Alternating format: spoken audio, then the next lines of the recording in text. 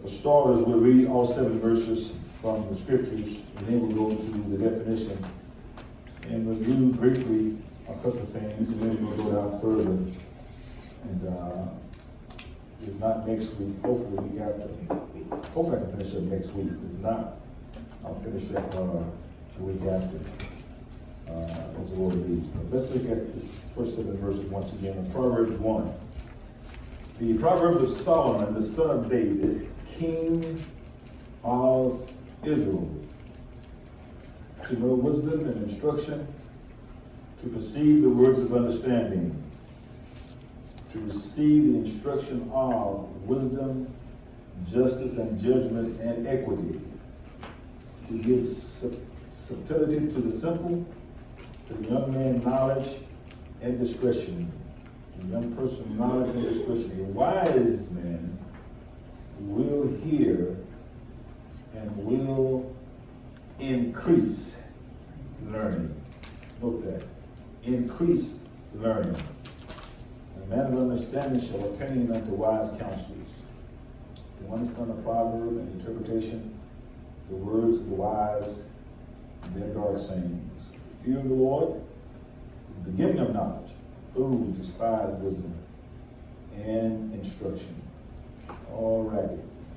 So now we'll go back to our outline and look at it once again, reviewing a little bit. Verse 1 and 2, it says, the Proverbs of Solomon, the son of David, king of Israel, to know, to understand, to learn. To learn wisdom and instruction. To learn wisdom and instruction.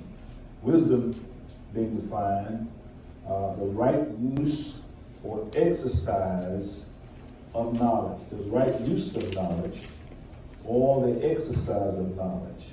Knowledge being enlightenment or schooling or learning. And as you see there, I have written on this one I gave you guys about the TV show Leverage. And I was amazed at how many people hadn't heard of Leverage. But Walmart came through again. They had it at a very reasonable, very reasonable price. Amazon, I started with Amazon Prime first, and they had it for $100. And then went to eBay, and sometime they beat out Amazon. They had it for $90. Walmart had it for $67, I think. With tax, $68, $69. With tax, I think I paid $76 for the whole series, all 5 seasons, all five years. Years. Season 1, etc. 5 seasons. So anyhow, but watching it in sequence, as I started watching the first episode of season 1, I remember seeing that episode, but not knowing it was the first episode. When I saw it, I thought it was in the middle of the whole shooting match. It wasn't. It was the beginning. So there's something to be said for going back to the first episode and watching it through, because then you know what happened, why it happened, and it all made sense. But anyhow, we enjoyed it, the wife and I, and we have a set for those that want to borrow them to view. I gave some copies to some, and a copy I gave you to keep that for you and Karen. And I'll get you some others for the whole season. But for those that, but we got one copy to loan out for those that want to borrow it. But it kind of reminds me of the A-Team. Mm-hmm. We do a lot of fighting and some shooting maybe, but of course the Lord just reminded me though, when the hitman was in the building, and all the guys put the guns out and all the guns stopped flashing, we saw that, some folk can't see it today. I'm sorry, no lady. Yeah. It's too late. I'm not doing now. I'll just say this one part and I'll be done, okay? So you just come to me. But when you see the lights flashing and so forth, and he comes out, well, we know the rest of them died. They just didn't show it. But it's like a GPG type show, so anybody can watch it, the kids, you know. And it's a mixture of comedy and action and drama. And I see now the blonde-haired lady, she just crazy from the get-go. But that's one of them things, be like that. But anyhow, but it's very enjoyable. But that movie came to heart because all of them had special skills, And they had knowledge. They had knowledge, but they had been using that knowledge incorrectly to steal or to con somebody, or whatever the case may be. And after I watched the first episode, then I could understand why they did what they did. See, I noticed I said that they said, what the hell happened here? See, until you watch it, you see. So anyhow, but it made sense watching the first episode. But it's what came to mind, because they all had knowledge they had learned in life, but using it incorrectly. But now they're going to use it correctly. And pretty much anything that we know in life, knowledge-wise, is either going to be used correctly or incorrectly. And I use that phraseology, or I'll say right or wrong. I'll say it the way the definition says it. Wisdom is the right use of knowledge, or the exercise of knowledge. The right use of knowledge. I'll stay with that part of it. The right use of knowledge versus the wrong use. The wrong use. And I said that because what the Lord reminded me of yesterday, when I was meditating this, He's trying to get us to use a phraseology that is found in His wisdom when we define a word from those to whom He's given the knowledge. There's a temptation back when I was first learning some things, first learning period about God in mid-70s, 75. There was a lot of talk about a positive mental attitude. And one of the guys that wrote that book about a positive mental attitude, he owned an insurance company called Combined Insurance Company of America. And that's what I worked for 3 months, to learn how to walk up to a stranger, eye-to-eye contact, and then make a presentation on what I'm selling. In this case, I'm a preacher, so I'm selling Jesus. But I could not walk up to a complete stranger and talk to him. If you start the conversation, I talk to Blue Street for what it is I do. But you can start the conversation. Like I couldn't start it. Didn't know how to start it. Didn't have the wisdom. But so this company, the way the owner devises it, he's a Christian. He passed away. He passed on. He's about 101, 102, someplace in that area. He's an old man. That became Stone. He used to sell policies even when he was a young lad, and then he got his own company. And he had a predetermined sales presentation. We were watching the episode yesterday of Undercover Boss. I know y'all seen that show. I'm watching it too. Undercover Boss. Well, this guy that was selling knowledge about flipping houses, they call it. His presentations that his salesman made were all like Combined Insurance Company. They were pre-written, and the people on the phone would read it.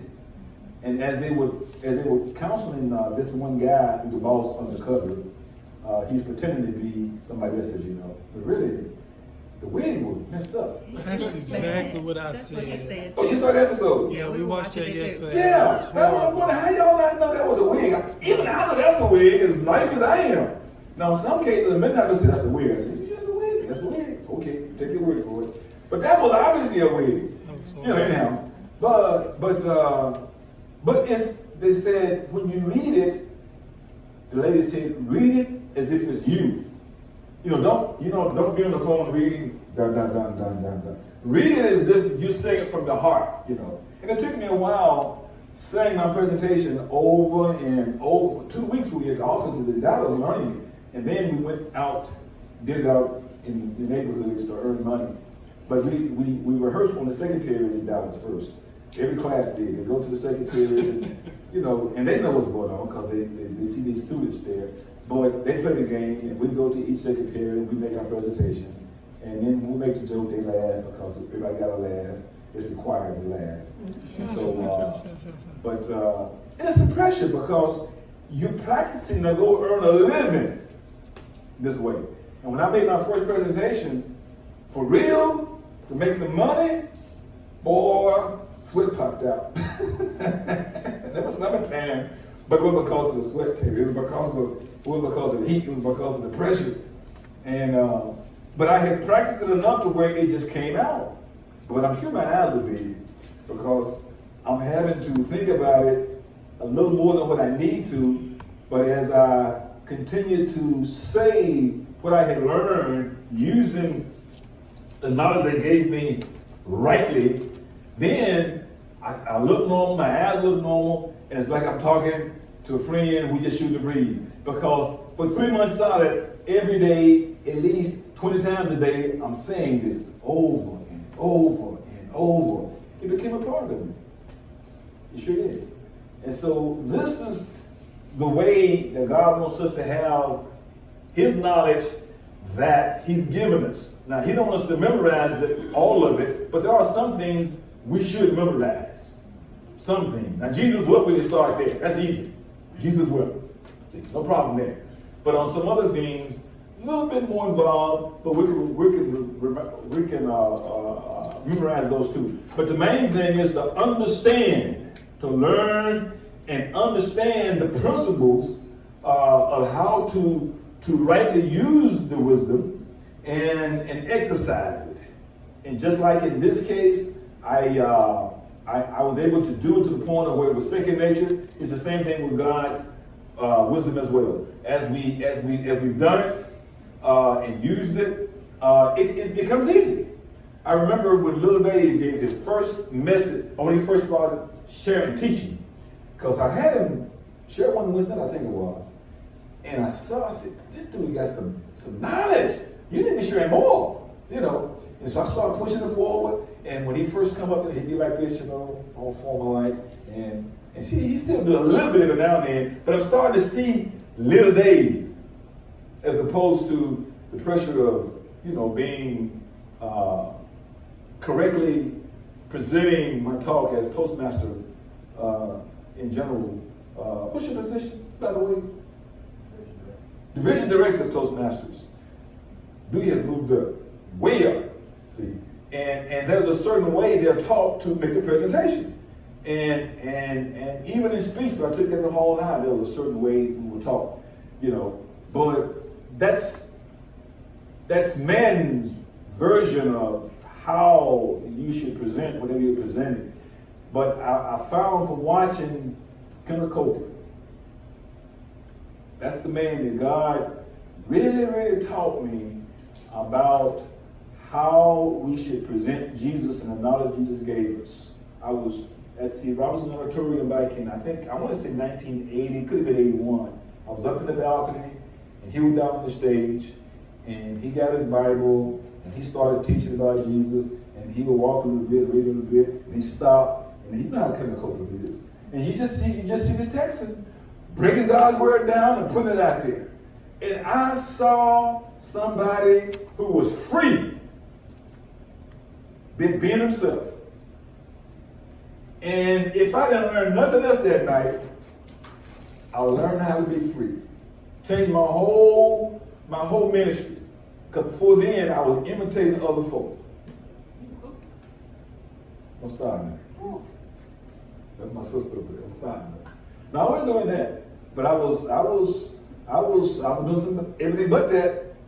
See, but as the anointing would move, I would be like I am now. But until the anointing came, there was a certain way I thought I should present myself to the people and so forth to be acceptable as a preacher. In a certain way to talk and all of that. I wasn't being myself. But Kenneth Copeland, I saw somebody being himself. And I saw it to the point to where the light went off in my mind. That's what I'm trying to say. I got a good understanding of what God really wanted. And like Jesus said, you'll know the truth, and the truth will make you free. I got free that night. So the next time I ministered, I was a whole different person. I was me, as opposed to being what I thought a minister should be. It freed me up. It freed me up. But as we exercise, as we present the knowledge and exercise our gift, as Dave and I have been pointing out, we're making full proof of our ministry, and people will see us as we profit in the ministry, and they'll see the growth. And so as I've watched little Dave over the months, he just grew quickly to where he is now, where he was then is day and night, because he's relaxed in it. He's relaxed in it, and you see little Dave. And at first it was business little Dave. You know how he is when he's been busy like, and he ain't cracking no smiles. And every now and then he homeless cracking. So most of the time at first it was just Boom. Just flowing. But now, he'll stop and he'll make a point and he'll even tickle himself sometimes, and then he'll go on and just flowing. But it's a joy to see his growth in how he presents God's word to the people. He's being himself.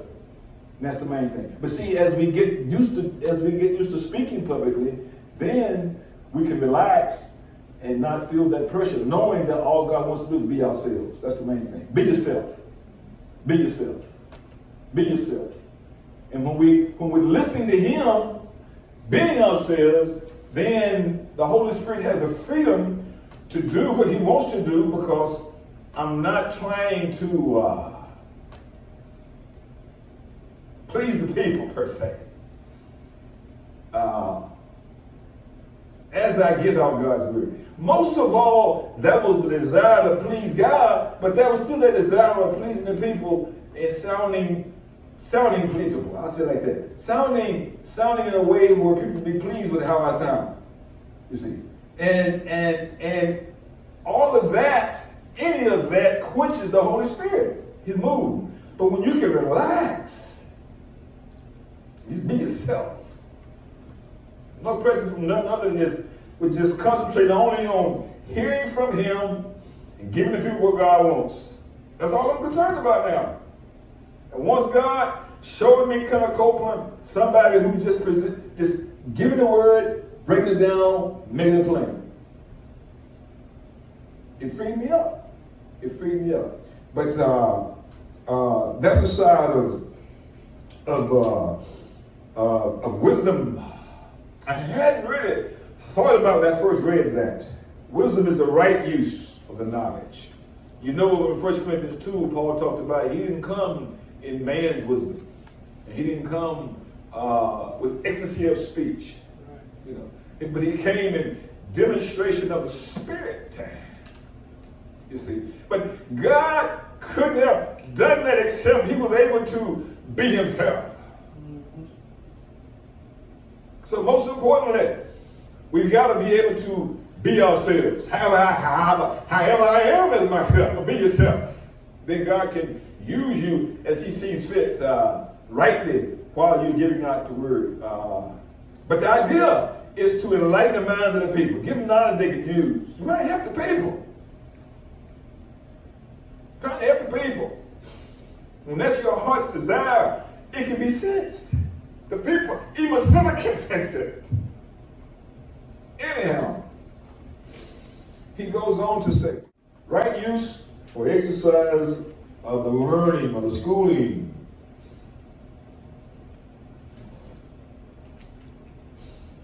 And also defined as the choice of laudable or praiseworthy ends, which means goals or objectives. And then the best means to accomplish them. The best means to accomplish them. The best means to accomplish them. This is wisdom in act, effect, or practice. And as you see, being the ultimate conclusive point, or the thing in which one aims. What are you trying to get to what you're getting to? What's your objective?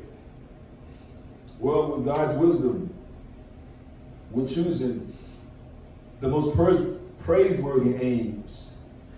As I said a while ago, my aim is to enlighten the minds of God's people. Of God's people. And because of using his wisdom, God enables us to do what it is we're aiming to do.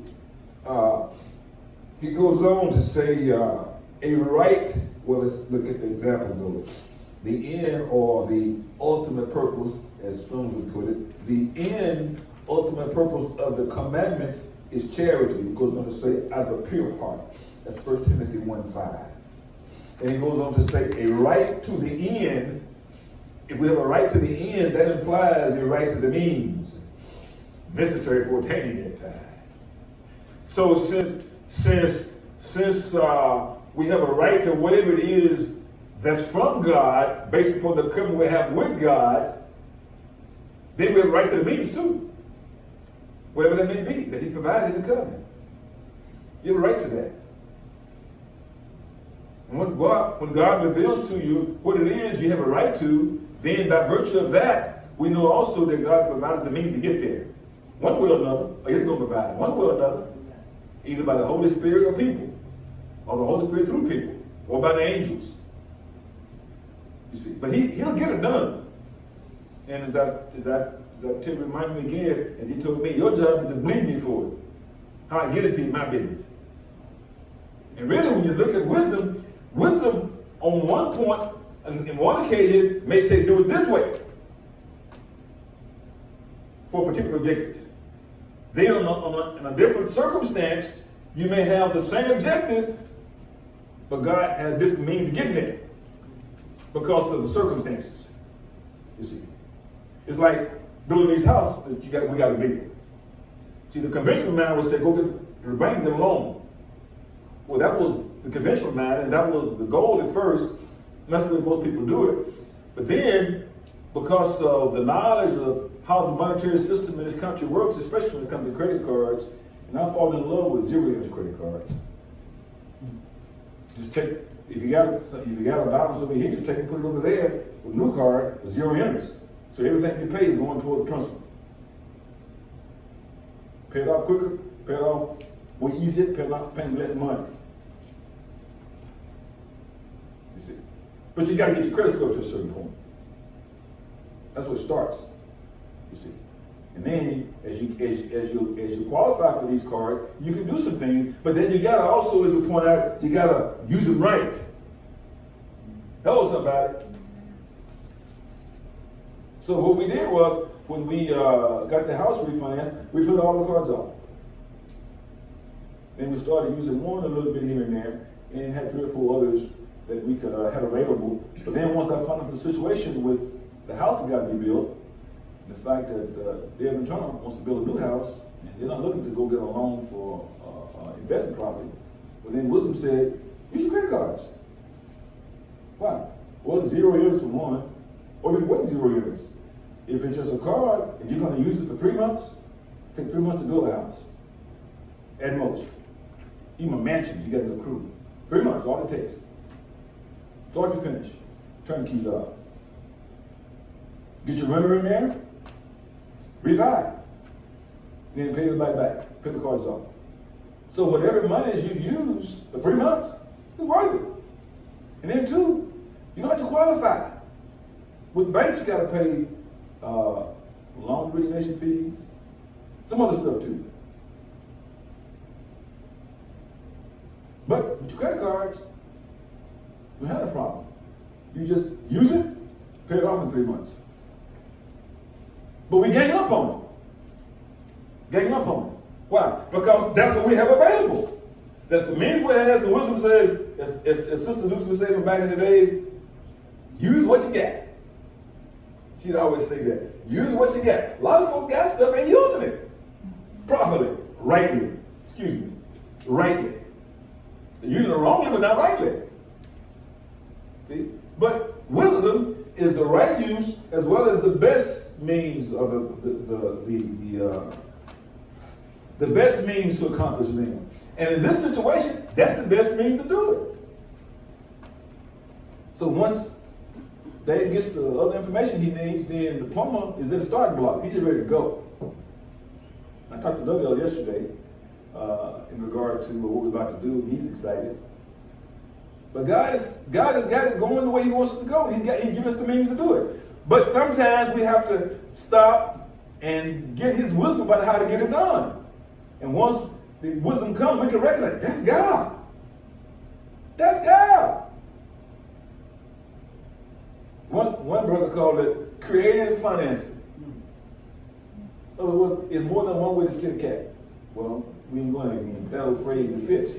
You know, you might say there's more than one way to accomplish a goal. Don't get when I was at Raytheon, we had this class where they were involved in getting us workers to look at different ways of doing the same job to save time. Because otherwise you get in a rut of doing it a certain way, and it's just the way to do it. And we found out there's better ways of doing it. And they were giving bonuses for folks that came up with better ideas. And they were saving hours and hours and hours of time from changing how they were doing certain jobs. They've done that way for years. But now they got incentive to find a better way to do it. Because they were receiving bonuses. Big money. Because they're saving the company money. But that's what the wise companies do. They pay people to come up with ideas to make their job less timely, because time is money. You see. Well, when it comes to God's wisdom, because He's in us, those of us that are born again, wherever we are, the Holy Ghost is going to show us a better way. Sometimes without even asking. I had to do that to me. I'm just working away, and all of a sudden He just comes to me how to do it differently. And I get excited because I know it's from God. Well, He's going to help us in wherever He has us working. If I'm working to provide for my family, the best way to do that is with a job. God's going to provide the job as well to provide the wisdom on the job to get it done. That's the goal. Take care of my family and the other needs we have. Anyhow, let's move on. If wisdom is to be considered as a faculty or ability of the mind, it is the faculty or ability of discerning, the mind discerning, or judging what is most just, proper, which is correct and suitable, and useful. This is where we stopped off on last time. We looked at that, but not to the degree we are now, because you didn't have the definitions available in front of you. But if it's an ability of the mind, my mind needs added ability. It's going to be able to discern and judge what is most just, proper, correct, suitable, and useful. It'll do that. And I'll give an example on this point that took place last week. My neighbor, he works at a bank in Little Rock. I'm not sure what bank, but his mom lives with him, and they love planting flowers, and they plant some food out there too, some cabbage and some other garden things. I haven't looked in the backyard to see what they got. But I noticed when he barbecues, like he's probably barbecuing today, more than likely, but he takes his charcoal and puts it in the flower bed, and then he tills it in. And for what I understand, that helps the plant grow. They say that's one of the benefits of a forest fire is that the charcoal from the burnt plants nourishes the ground to cause the new plants to grow better. And so anyhow, this is what came to me last week as I'm looking to God for His wisdom to solve the problem. The problem is, as Terrell saw yesterday, I cut the grass had jumped a little bit. I done put some weed feed on it today, it's looking real good. And got a few more weeds that ain't going yet, but looking dark green and jumping.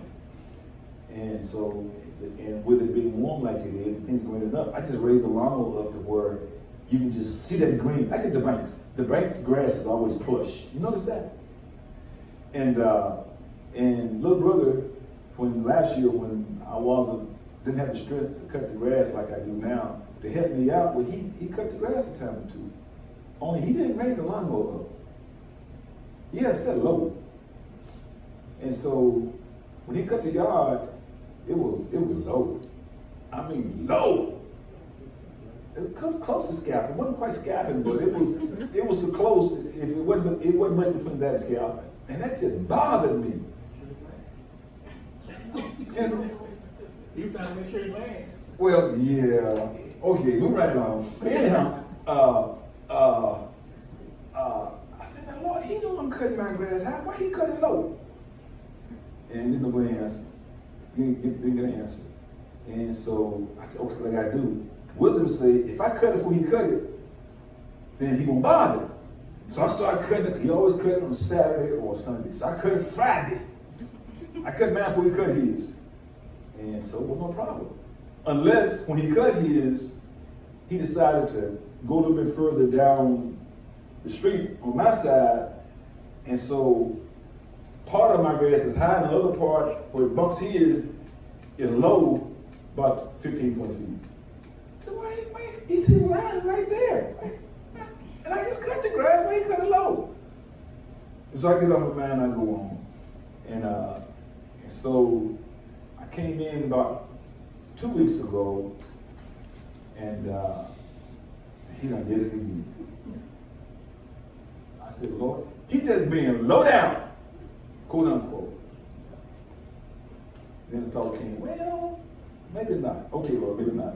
So I got quiet, and the Lord said, see the garden over there? I said, yeah. What you see? It's a truck hole. Okay. Yeah. He's feeding the flowers. He's feeding the vegetables. And so I said, he ain't feeding the grass, because it was be greened up. He don't know he didn't feed the grass. So I started watching, catching me get home from the bank. And so I called him one day home, and I eased over there. And I said, I noticed you put charcoal in the flower bed in the garden. He said, yeah, it adds nitrogen and yada, yada, yada. Oh, it feeds the flowers and yeah, it feeds it. I said, but did you know you can feed grass? I said, you know that? Yeah, you can feed the grass. And matter of fact, this time of year, you should put weed and feed on it. You feed the grass, and you kill the weeds. And as we kept talking, he said, well, the reason I cut the lawns because I was trying to kill the weeds. I said, I didn't know. I said, no, you won't do that. So when you kill the weeds, you put the weed feed on it. And I said, and as it grows, you see, man, as it grows, then you keep raising your lawnmower up. You keep raising it up. I said, you notice at the bank where you work, the grass is always plush? Yeah, I noticed that. And so he said, I thank you for telling me. I said, matter of fact, I got some weed feed I give you. I had a bag, half a bag, so gave him that. So you got a spread? I ain't got a spread. Well, you take this one. And if you got one, I thought I might have had one in the basement. So if you got one, you keep that one. And so matter of fact, today's a good day to go to do it because the grass is wet and it's gonna rain tonight. So he went on, he got to talking, put it out there, and it rained that night. And I tell you what, last week, that grass jumped. And he came home one day and said, well, he said, it works, look at it, it works. I said, yeah, it does. All you gotta do is, do what you know. But he didn't know, see. I said, thank you, Jesus. And so he cut his grass Friday. And guess what he did? He cut it high. No, he cut it high. He cut it high. Matter of fact, I said, I cut mine on 3 out of 6. I cut it on 3. I said, but about to raise it to 4. And sure enough, when he cut his, it was about 4. I didn't really know because I set mine on 4. And our grass is about the same height. And so I said, thank you, Jesus. Because that was wisdom from God, because I didn't know how I was going to fix that problem. But God had to look at what was going on, know what was going on, and then use it correctly, use it rightly to educate him. And help him also by giving him what he needed. Because you pointed out this morning, it's one thing, to see it, another thing to help somebody actually get past where they are and give them what they need if you got the opportunity. As you have the opportunity. And so that's what happened. But it was God's wisdom that fixed the problem. You see. But I had to look at what I knew, which was like he pushed his ashes out there faithfully. So I know what he's doing with that once I learned. But I had to then take that knowledge and use it rightly to help him see the grass got to be fed too. Amen. Amen. And even some of us Christians. I had to talk to a sister a few months ago, now, man, about eating properly. And I said, you feed the dog better than you feed yourself. And she stopped and started laughing and said, yeah, you're right. I do. Because you take care of that dog. But you ain't take your own self. You see. But as we use knowledge rightly, then we can make adjustments and help others make adjustments. You see. But we have to impart unto them the learning that we have and do it the right way. All right. So God showed me the most just or proper, correct, suitable, and useful way of solving that problem. Now, just means in a moral sense, as you see, upright and honest, conforming exactly to the laws and to the principles of rectitude, which is the rightness of practice in social conduct. So when I talk to my neighbor, that's what I did. Now, so I could have been like some folk, why you? See, that would have solved nothing. But you got to stop in all your ways, acknowledge the Lord, and direct your path. So when I got quiet, then he began to tell me how to do it. Tell me how to do it. And take advantage of the knowledge he did have to teach him knowledge he didn't have. Now you would think if a person knows to feed the flowers and feed the vegetables, you got to feed the grass too. But he didn't know. And he was honest about it. And he's a Christian. We have to talk about, how often he attends church and so forth. But he's family. Also, now this word useful. There's the word, David. Beneficial. Wisdom, for the man's concerned, finds the most beneficial way of, let's look at it again now. If wisdom is to be considered an ability of the mind, it is the ability of discerning and judging what is most beneficial, most helpful toward advancing any purpose. This is all I did was take part of the definition to apply there to get a better understanding of what he was saying there. The most just, proper, and useful. The most just, the most proper, the most useful. Wisdom does that. That's the ability of the mind. The mind, if we slow down and use the mind that God gave us, the mind of Christ. As a matter of fact, I say this too. Christ is made wisdom unto us. Paul told a certain set of people that, I think in the book of Colossians, he's made wisdom unto us. You see. And so, by his Spirit, when we're looking at his word or when we're looking for an answer, his Spirit will give us what to do. He's made wisdom unto us. He'll give us what to do. He is wisdom unto us. You see. And so anyhow, let's move on now. And if wisdom is to be considered as an acquirement, something you get, it's the knowledge and use of what is best, most just, most proper, most conducive to prosperity or happiness. Now, when I read that part, what came to mind was the word benevolence. Having a mind that's leaning toward having a desire to promote the happiness of others and having goodwill toward them. Talking about benevolence, which is another word for love. Love finds a need and fulfills it. You see. And so we can see that the acquirement of knowledge, if it's an acquirement, it is the knowledge and use of what is best, most just, most proper. So God will give us information, give us knowledge, and then give us the wisdom to use that knowledge properly. But he'll give us knowledge of certain things. Just like I said with the credit card. It can be abused and misused, or it can be used correctly. Let me say this too. We got a phone call the other day from Chase, we thought.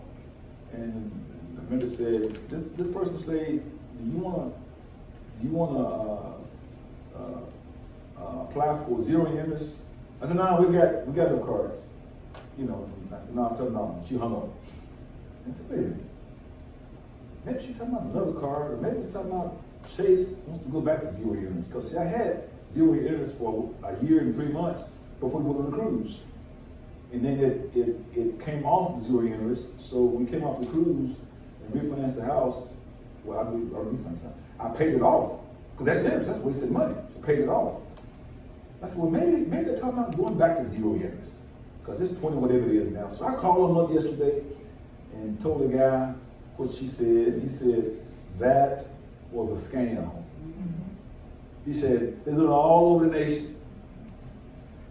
And most folk, a lot of folk don't know it's a scam, so they give me the information and then run with it. He said, now, if your credit score is up and you're using your card here and there, you got to use the sum, you let it go dormant, then that's good for you. And so he's like, you use it here, use it there, you paid it off, and then you use it again and paid it off. He said, well, that's good, because that means that we'll send you a letter in time and we'll offer you a lower rate, but only zero. I said, I didn't think it would, but I just asking, All you can say is no, But they educated me about some of the scams being run by people who want to get your money the wrong way. Now, see, they got knowledge, like the little brother on Leverage. He's got knowledge of computers, and before then, he was a hacker. But see, now he's using his knowledge for good to help people.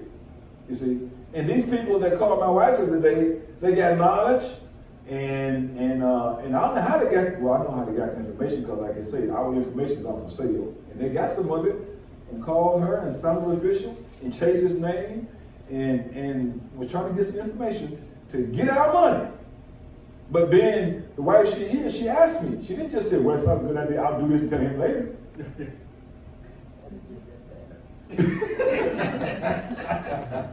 She said she didn't do that time. I'll give you credit. You have learned better. Long time ago you would have done me, tell me later. But she hadn't done that in years. Let's give you credit. Just do credit. See, being fair. It's been many years since she did something and told me later. You know, because that dog won't day. That gets my jaws tight when she did that. But I ain't had to get my jaws tight since in a long time. But she asked me about it, which is we're working together, you see. And she's a help. And so we look at these things. And once I called and checked into it, I found out some of the stuff that's out there that people will do to misuse knowledge. All right, let's move right along. Okay. Hey, Walt. Yes. In that wisdom, they have wisdom as well too, right? Oh, yeah, It's just incorrect use. Oh yeah, that's right. That's my point I was making. Right. They have the wisdom and that faculty of the mind, that knowledge of the mind, but they're using it wrongly. Like she mentioned this morning, earthly, sensual, and devilish use. Exactly. Earthly, sensual, devilish wisdom, because that stuff is not from above. That use of it is not from above, because it's not promoting happiness. It's not beneficial. It's not from above. That's the first thing, not from above. Because what God's going to do is have us try to help somebody. It's going to promote their happiness. It's going to be in line with his morality, for starters. His morality. So if whatever it is that the thought comes to do, if it doesn't line up with God's morality from his word, that ain't God. You got a thought? That's all right. We might want to smack. No, let's get it right. That's all right. There's something that I came up with on that same point. Real quick. Then it's not really wisdom, because wisdom is the right use. Well, look at it again. Look at it again. So you got two different definitions for wisdom. In the first definition, it's the very first at the top, it's the right use and exercise of knowledge. Mm-hmm. All right, and you move on down to the second part. If wisdom is to be considered as a faculty of the mind and ability, it's judging what's most just, most proper, most useful. And if it is to be considered as an acquirement, it is the knowledge. It is the knowledge and use of what is best, just, most proper, and conducive to prosperity or happiness. Oh, I see your point there now. Yeah, there's another definition where wisdom is considered. No. Hold on. Let me slow up a little bit. Just a minute.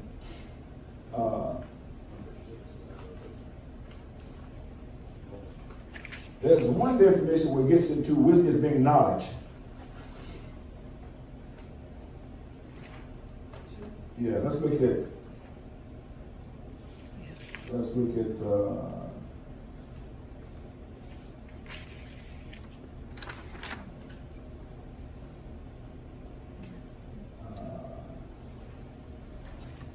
Is two it- is one, but I don't want to necessarily. Yeah, it is two. Look at two. In scripture, human learning or erudition, which is knowledge gained by study or from books and instructions. So when you're talking about knowledge itself or human learning, at the very bottom of the page, where it says two. Erudition. Yeah, erudition, human learning, or erudition, knowledge gained by study or from books and instruction. Then it says knowledge, power, or ability of knowing of arts and sciences. And then you get into, when you get into science, in the middle of the page, that's where some of the stuff we talked about comes into play. And I didn't want to get down to that soon, but your points will take it and get us down there. Is that the knowledge, now I'll say this since we're there. Thank you, Dave. Since we're there, and time is going out, my time is getting short, I'll say this. I used to call it, and some folks still call like in your case, and his case, and Little Dave's case, where there's there's a wisdom to do a certain thing. There's a knowledge to do it. There's an ability, a knowing to do a certain thing. Say in this case, music. And in his case, music as well as some sciences. In my case, not so much music. I took lessons, but I'm not gifted like he is in music. I learned how to play by being taught, and if I practiced it, I could have gotten pretty good. But you all have what some folks say is a gift from God. Like Ken Wayne's got the bass guitar and just start playing. Didn't have not one lesson. Just start playing and smooth with it. That's God. That's wisdom from God. See, and you got a lot of people. Jimi Hendrix. Never heard of him? She probably had it, but it's way for your time. So Jimi Hendrix, he is acclaimed to be the most skilled guitarist in the land, probably the world, by those that know guitarists, you know. But Jim was playing acid rock, and I know because I listened to some of it when I was up in Hendrix, and you can't dance to it.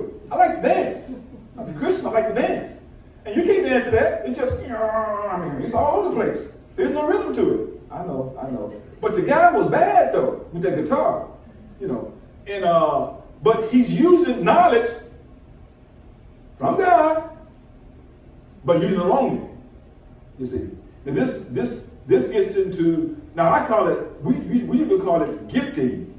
You know, use your gift. God gave you a gift.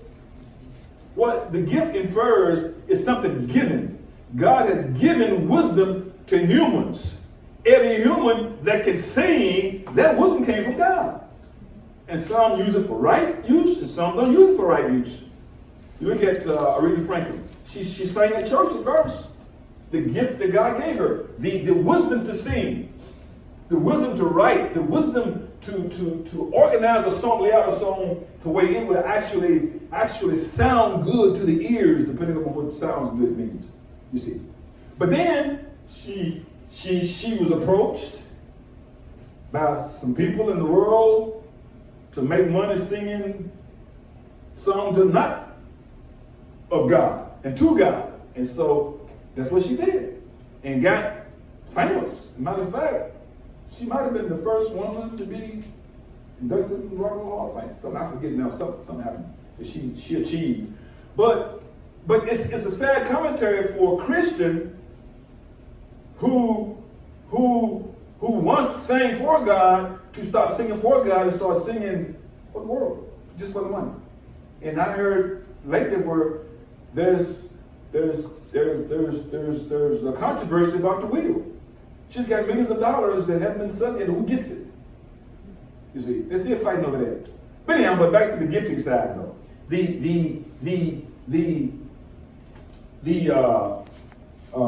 The phraseology there is on page 2 is knowledge, power, ability of knowing of arts and sciences.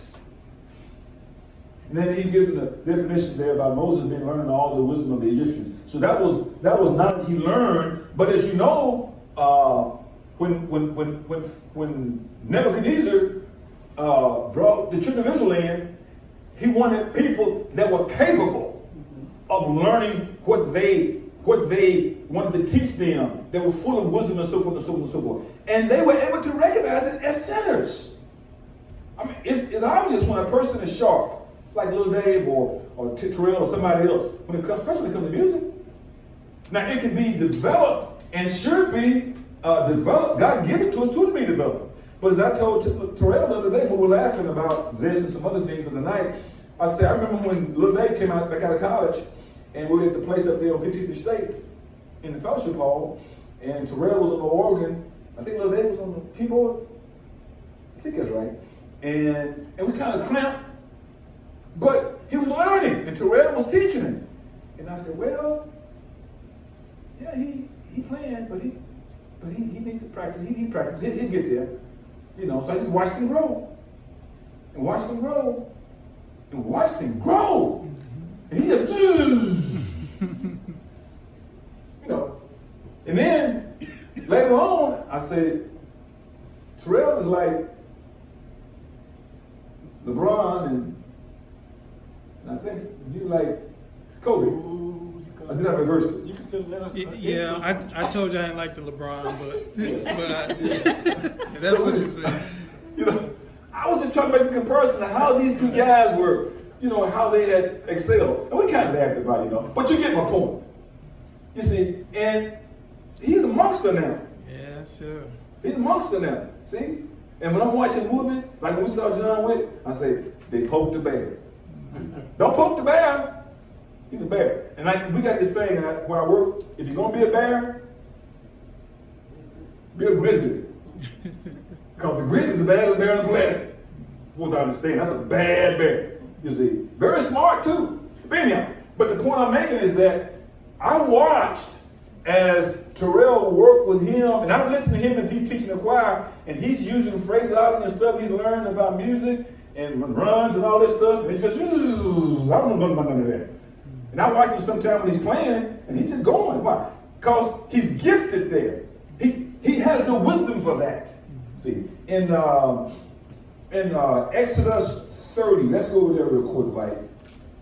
Like this example, part of this example is down there. On the development side, it's in our outline. But on the gifting side, this is the part I want to look at, the gifting side, because my time's gone now. So I want to take another 2, 3, 4, 5 minutes. And then look at this. I'm saying gifting, but it's an ability given by God to sing even. And you notice also that these abilities are passed down from one generation to the next. Because David plays drums and probably can play something else too, more than likely. Sings. His children. I bet you can't fake it doing what she's doing. She's just being cool, see. But Gerald, see, I just thought about Ken Faye. She been hiding, Dave. But anyhow, but she working. But she could do more. She can do more. We have to get somebody else on that keyboard thing. I mean the mixer, because Ken Faye got some skills that are there because God gave them. But go to Exodus 30. And you see my point. Just like God calls families to ministry. Take it. God calls families to ministry. God also gives wisdom to families. You look at what's his name? Hank Williams. Country Western singer, way back in the day. Your Cheating Heart. That's one of the songs he made famous. Then you got Hank Williams Jr. Are you ready for some football? And they got him back because the man can sing that song. And then you got Charlie Pride. Now, what I understand, Charlie Pride's daddy, Hank Williams, Kiss an Angel, Good Morning. He can sing, can't he? Kiss an Angel is one of his songs. Kiss an Angel, Good Morning. Anyhow, but he's the first black man I ever sing country western. And can sing it. Well, he got it from his daddy, that wisdom. You look at Nat King Cole, his daughter Natalie, and you got Lionel, thank you, hit me somebody. His daughter, you got a daughter, right? I think she's an actress. Huh? I think she's an actress. I don't think she's I think she did some singing. I don't know how well she sings, you know. But you know, my point being is this: wisdom. God gives wisdom to families, minister to families. Exodus 30. Well, even when it comes to physical ability, that's a lot of guys that have it will tell you. The ones that know, they say that came from God. That the coach didn't teach him that. He just born with that ability. Exodus, I said 30. 31. Exodus 31. Go to Exodus 31. There you go, Exodus 31. All right, here we go. Verse 1. And the Lord spake unto Moses, saying, See, I have called by name Bezalel, the son of Uri, the son of Ur, of the tribe of Judah, and I have filled him with the Spirit of God, or the mind of God, in wisdom and in understanding and in knowledge, and in all manner of workmanship, to devise cunning works, to work in gold and in silver and in brass, and in cutting of stones, to set him in carvings of timber, to work in all manner of workmanship. And I, behold, have given him Aholiab, the son of Ahisamach, of the tribe of Dan, and in the hearts of all that are wise-hearted I have put wisdom, that they may make all that I have commanded thee. So everything that Moses was supposed to make in regard to that tabernacle, he had people in the congregation, he gave wisdom. Like I said, we don't call it a gift, but wisdom to make that stuff. Just like Dunk and his dad. See, I'm gifted working with my hands like Ken and Wayne, but I'm using that same gifting, you doing something else in regard to, in my case, I devised the patterns for the seats. I built the seats for corporate jets. Made my living 27 years doing that. Well, in the process, I had the wisdom for it, but God also gave me a mind to see into and do things and come up with ways of doing things, as well as compass that goal where there was not only a wisdom from God to do it, but then, as he says down here in for the third definition of wisdom on that page, quickness of intellect, readiness of apprehension, dexterity or readiness in the use or control of mental powers in execution. And he uses the same scriptures here for that. Well, the guy had the wisdom first to do it, then the quickness of mind to actually make this stuff and solve the problems that come along with making it. See, because the devil can tell you, you lay a brick, all you do is lay a brick. You got the gift for using your hands and the knowledge for seeing how things go together. But then comes the wisdom of God to lay a brick a certain way, to look a certain way, to solve a certain problem that the customer might want. See, and with the seats, we had seats that they all basically laid out the same, but you got a design that sometimes can be a trip. I only had one design in 27 years that stuck me. Normally, when I look at it, I can see the design, how to build that chair from start to finish. In my mind, I can see it. God gave me that wisdom. I saw it. When I was mixing my paints, trying to match this color, I could see the color I need to add to match this color. I could see it. I could see it. That's my gifting. That's my wisdom that God gave me. You see. Now, when it came to that chair I told you about, I talked to him. I said, God, what do? I can't see it all the way through. Normally, I look at it, I see it all the way through, and I go to work and just do what I see. This time, I get to a certain point, and I couldn't see it. I was just stumped. So I asked him about it, and he told me, he said, do what you know to do. Do that part you know to do. That's wisdom for a lot of y'all. Do what you know to do first. When you get to the part that you couldn't figure it out, he said, I'll tell you what to do when you get there. So I just went to work. I went to work, and I started putting the patterns together and building the patterns. And when I got to the part where I couldn't see it, I looked at it and it fell in place. I just started laughing. Because the wisdom of God had me see, once I got there with the pieces that I had in my hand, I then knew the next step. But sometimes the thing is so complicated, you can't see it all the way through, even with God's wisdom. But you can do what you know to do. When you get there, when you thought you could, when you couldn't see it, then God shows you what to do. Yeah, I just saw it. It didn't take any thought. I didn't even ask him for it. I just saw it. Why? God gave me the wisdom for that. See, like with my wife, as I told you, I know what looks good, period, when it comes to colors and forms and hairstyles and so forth. Not that my hairstyle is per se, but I know what complements the face, the shape of the face, and how I know all that. I see it. I can see it. I can't explain it sometimes, but I found somebody else that had the same wisdom, and I gave her the book so she could read it. And even at Dillard's, they told her, these are your colors. And one of them is blue. Like this blue here. Notice how nice I look with this blue. With my brown skin. Hello, somebody. As long as she thinks I'm all right, little lady. As long as she thinks I'm all right. As long as you think I'm all right. You see? But see, with my brown skin, pink and blue, light blue and lavender, you know, but lavender and they got some nice colors out there that look good with chocolate people. You see? Now, with a light-skinned person like Louis, then darker colors come in his face. You see? But if I wore a dark colored shirt like that, they always say, boy, Pastor, I missed it. I should have a shirt like that, a lighter color. Why? Because that lighter color complements my brown skin. That's just wisdom from God. Ain't that right, no? I just put it on. Well, Heidi must have helped you because you're looking good, bro.